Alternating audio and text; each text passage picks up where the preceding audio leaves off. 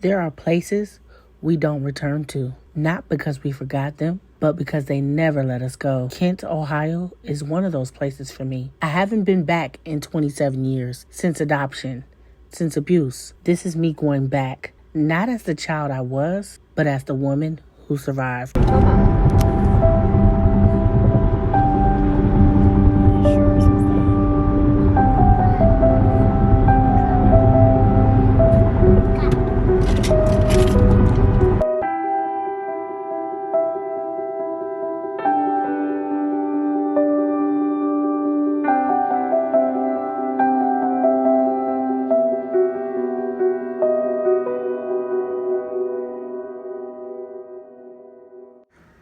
Pulling into my old elementary school brings back memories I don't talk about often. I remember walking these halls wishing the school day wouldn't end. Not because I loved class, but because going home meant abuse, hunger, and no sleep. This school was my safe place. And coming here reminds me how far I've come. In this next clip, what you'll see is me trying to access old records and possibly some archived school photos because I don't have anything from my younger years. See somebody coming up. Hi. I was coming here to see if I could access some records from years ago. Ooh, like 27 years ago. I used to go here when I was younger. I don't think I would have them here. The board office would probably have them. Where's that? Where is that? Over onto Paster. I don't know the address off the top of my head. I can look it up though if you want. Wait, so just look up Kent School Board. It should be under Paster Ave. Because at the court, I've got access to the records. Kent School Board. Okay, we got it. Thank Board of you Education. so much. Yeah. Yep, thank you.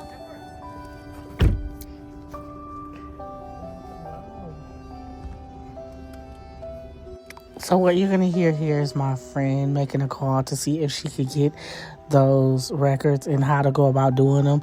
When I say she did that. She did it like as if she was me, and it flowed out perfectly. But after she does this call, we end up going to go get something to eat. So here we go. Hi, how are you? Oh, I'm good, thanks. Great. How do I access records from my academic years at in your district?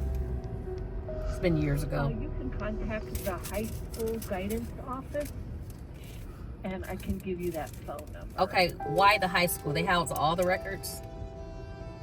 Yeah, they're kind of like the clearinghouse for everything. Okay, what's the number? You didn't graduate from here?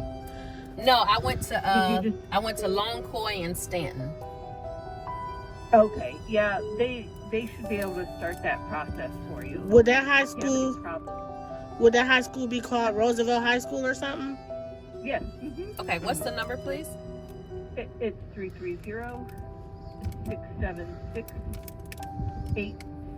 330-676-8721. And they're there now, right? No, they probably aren't there now. You can call and leave a message if you have any problems or questions, or like you don't feel like you're getting a response. You can call me back. Okay, what's your name? Or whatever number you call. My name is Linda.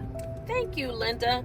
I actually, this is really, really important to me. I was in foster care years and years, probably almost 27 years ago, and I'm trying to just collect all my records. I'm actually doing a documentary. It's very healing for me.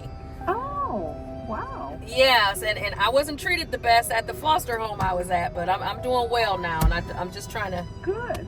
put everything behind me. So, Awesome. Wow. but I'm doing That's very always well. fun to hear. Yeah, Right. It's always fun to hear how people, who have that background, how do they fare. That's great to know. Okay, thank you. Yeah, so you're welcome. Feel free to call me back, okay? Okay, Linda, thank you. Bye-bye. You're welcome. Bye-bye.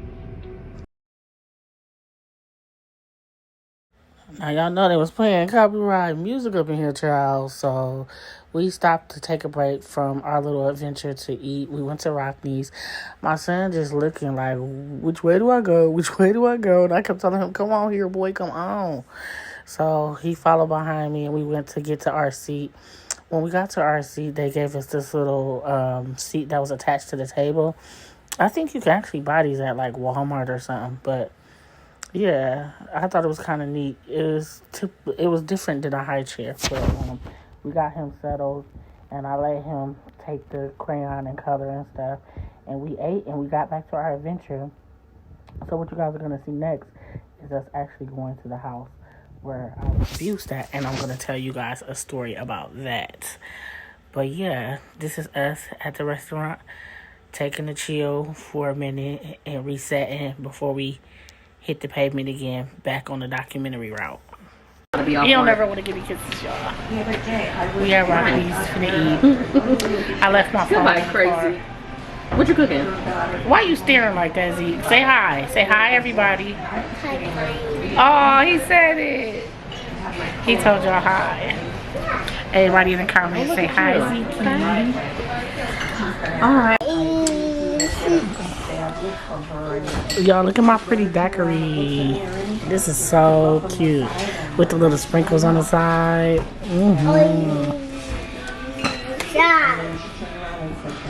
And he over here coloring. Say your colors. Green. And red.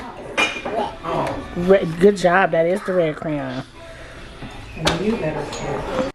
Now that that's over, back to the rest of the documentary. Here we go. The hard part. There you go. That's the house right there. They painted it. Right here? Yes, this house right here. So since 27 years ago, probably before 27 years ago, the house is painted over. Someone lives there, which is to be expected because that's just normal. And I am going to reserve the privacy of the house and go across the street, and I'm going to tell you guys a little story about how I used to spend my time in this parking lot that I'm about to tell you a story about. We have reached the destination. This used to be gated, but it's not anymore. This is where I used to rollerblade and enjoy my free time. Dolores threatened me, and she told me she was gonna beat my ass. When I got home, she came and picked me up one early day from school, and my heart was beating fast. It was triggering. I got home to my bedroom, and I was sitting there waiting for my ass whooping, y'all. And I came downstairs, and she said to me, Celestine, get down here. When I came down, she had told me to go to the trunk and open it and bring the bags in, and I did. And she was like, here go your new rollerblades. It was the one time that she wasn't actually gonna beat my ass. She was being nice. So this is Silver Meadows. I had a couple high school friends that I was friends with that used to live over here.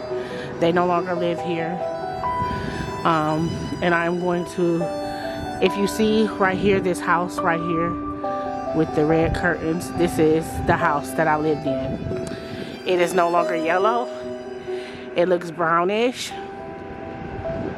And as you can see, the garage, I see it still has a gate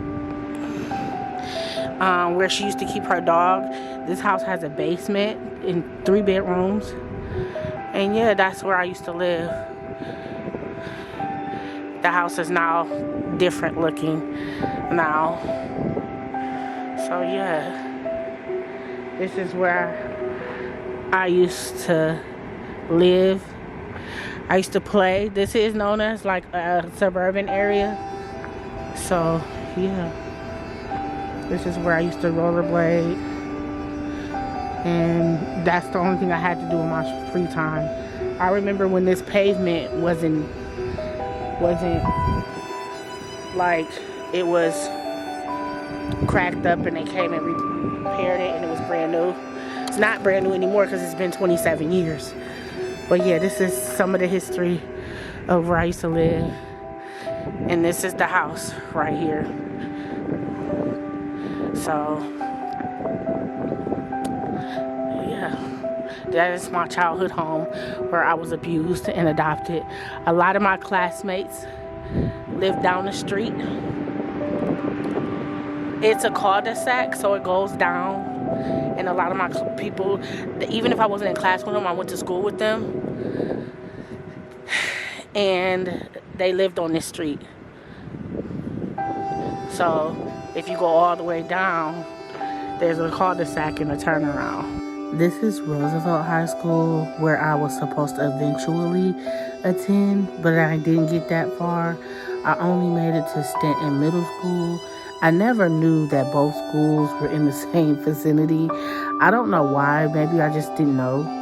And so this is the last place to have known that where I went to school, and I was removed. I was removed from the home from this actual school. And the lady who took care of me was actually the lunch lady we would hand our lunch tickets to at lunchtime. And she used to say to me, "Smile, Chica." And I never used to smile. She just didn't know I had a lot going on. But I ended up becoming her foster child. And I ended up in the office due to one of the kids that stayed in the house telling what was going on. And I got called to the office, and I was asked to take off my clothes, and the police took pictures of the marks on my back. We went to court.